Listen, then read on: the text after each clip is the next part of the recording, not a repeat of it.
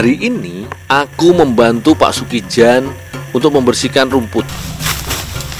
Pak, rumput babat semua, Pak? Oh iya, ini kan bisa beranak, Mas. Ini bisa bercabang-cabang terus. Di Desa Carangwulung terdapat tanaman keladi batang yang tumbuh liar. Tanaman ini disebut juga dengan sente atau benak oleh warga lokal. Dul, wah bawa naik kau wadah gede, aku njaluk benakin Dul. Jajan apa, Pak? Jajan plonter. Plonter sama benak? Gini Gini aja, Pak. Tak kasih, tapi saya diajari bikin plonter dari benak ya, Pak ya?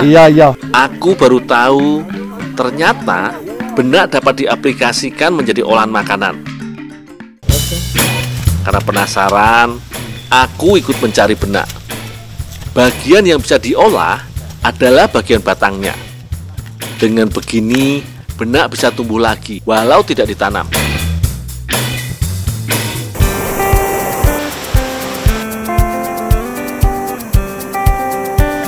Bu, minta diajarin bikin onter-onter benak ya, Bu ya? Oh iya. Kalian, Bu, saya pinjam, Bu, keranjangnya. Oh iya.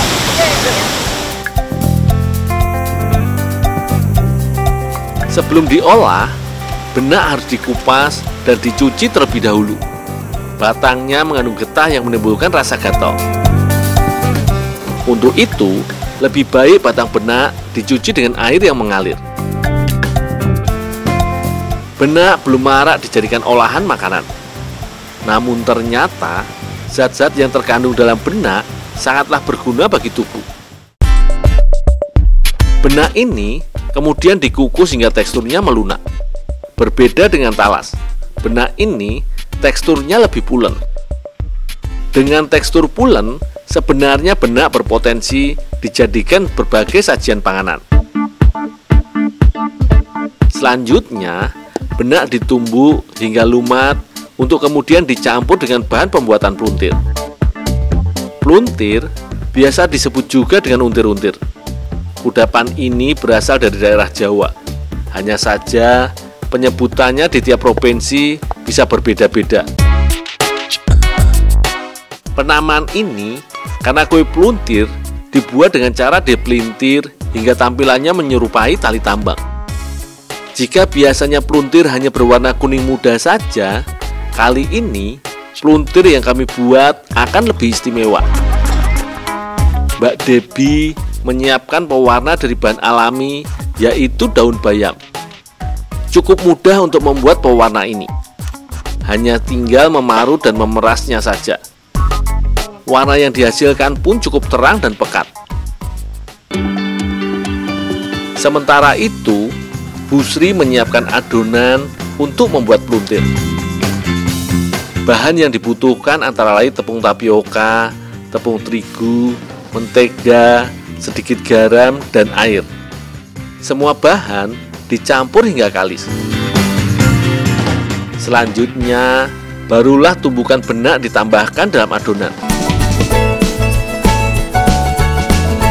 Cara membentuknya pun rupanya tidak terlalu mudah. Perlu kehati-hatian agar adonan tidak putus saat dipelintir.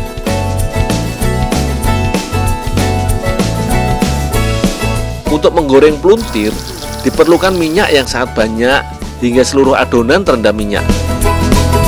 Tidak membutuhkan waktu lama, pluntir pun siap untuk dinikmati. Warna-warni pluntir memberikan kesan cantik tersendiri. Bagian luar pluntir terasa renyah, namun bagian dalamnya terasa lembut dan pulen yang berasal dari benak. Rasa gurih mendominasi jajanan tradisional ini. Sangat pas untuk dinikmati bersama keluarga.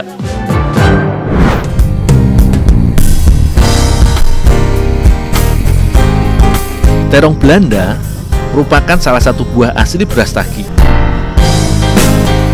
Saat berjalan-jalan di kebun, aku melihat banyak terong Belanda yang sudah matang. Pak, minta terong Belandanya ya, Pak ya? Oh ya, Dul, ambil aja secukupnya, Dul. Ciri terong Belanda yang sudah matang adalah warna buahnya yang berubah dari hijau menjadi kemerahan. Aku memetik banyak buahnya yang sudah matang. Rencananya, aku akan membawanya pada Bu Rusmi.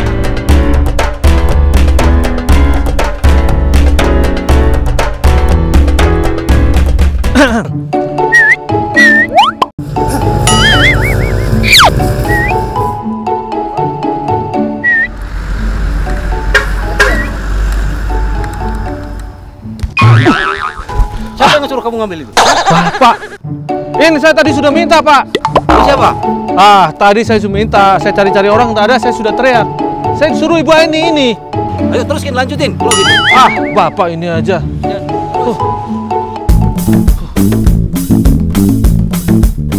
Ini mana si gundul ini? Nggak datang-datang si gundul ini. Bu Rusmi sudah menungguku di rumah. Ia telah menyiapkan daun singkut yang akan digunakan untuk membuat kudapan khas Tanah Karo. Datang-datang si gundul sampai sekarang. Katanya bantuin orang, tapi dia nggak datang. Mana nih si gundul ini? Kurang ajar kau ya gundul? Kau? Apa tuh? Habis ibu merapat terus. Kau bikin aku sangat aja ini terus ini. Habis Ketucut aku. ini saya petik banyak ini Bu. Di mana kau ambil itu? Itu di kebun sana Bu. Kalau gitu udah kupas itu. Oh, ya Bu, ya Bu. Tempat kau kerja. Aku membantu untuk mengupas terong Belanda terlebih dahulu. Rupanya, ia ingin membuat kreasi kue cimpa unung-unung yang menggunakan terong Belanda sebagai campurannya. Kulitnya yang berwarna merah, kubuang hingga menyisakan kulit dalamnya yang berwarna kuning saja. Bagian inilah yang dapat diolah menjadi makanan. Warna kuning pada terong Belanda sudah dapat dikonsumsi. Namun sebagai campuran cimpa, bagian yang hendak digunakan hanyalah bagian yang berwarna merah saja. Sedangkan untuk isian, bagian kulit dalamnya lah yang akan digunakan. Karenanya, aku memisahkan terlebih dahulu bagian dalam buah dengan kulit dalam buahnya. Ada berbagai macam cimpa yang ada di Tanah Karo.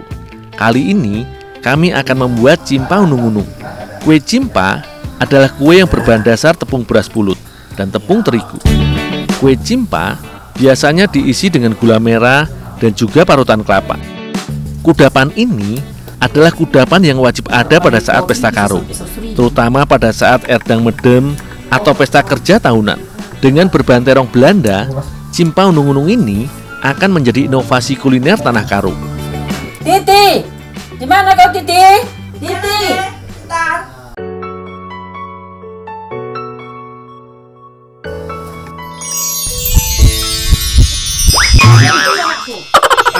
Jangan kau kayak gitu. Agak pernah muda aja Bu. Terong Belanda lebih sering dijadikan selai ataupun sirup. Bagian merah dari buah dihancurkan terlebih dahulu. Tekstur buahnya tidak terlalu keras sehingga mudah untuk ditumbuk. Cukup dengan gelas. Terong Belanda sudah hancur dengan sendirinya. Warna terong Belanda pun terlihat sangat segar. Adonan untuk membuat kreasi cimpa unung-unung tidaklah terlalu banyak. Hanya membutuhkan tepung beras dan juga terong Belanda yang sudah dihancurkan. Bahan tersebut dijadikan satu wadah dan dicampurkan hingga merata. Untuk membuat selai terong Belanda, bagian kulit dalam pada terong Belanda dimasak hingga hancur. Kemudian ditambahkan gula putih dan terus diaduk hingga seluruh bahan hancur lalu mengental. Dalam waktu 15 menit, selai terong Belanda pun jadi. Berbeda dengan kue yang biasa dibungkus dalam daun pisang, cimpa unung-unung haruslah dibungkus dengan daun singkut. Hal ini karena daun singkut dapat membuat cimpa menjadi lebih harum dan bertekstur mengikuti tekstur daun singkut. Ya udah Titi bawa sini, bantuin. Agar adonan tidak lengket di daun singkut diolesi sedikit minyak.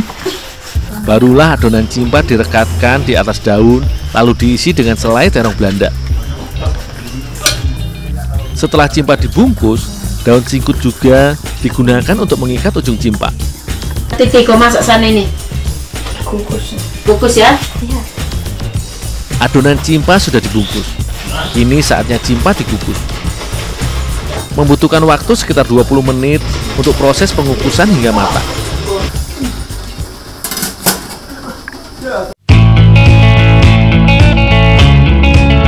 Cimpa unung-unung terong Belanda siap disantap. Isian terong Belanda dalam cimpa menimbulkan rasa manis, asam dan enak. Ditambah dengan rasa cimpa yang legit, membuat kue ini lebih enak. Ternyata terong Belanda tak hanya bisa dijadikan selai ataupun sirup, namun juga bisa menjadi olahan tradisional seperti ini. Hingga kini, kue cimpa masih menjadi kudapan primadona di Tanah Karo. Dengan dikreasikan seperti ini, semoga kudapan ini terus bertahan hingga anak cucu kelak.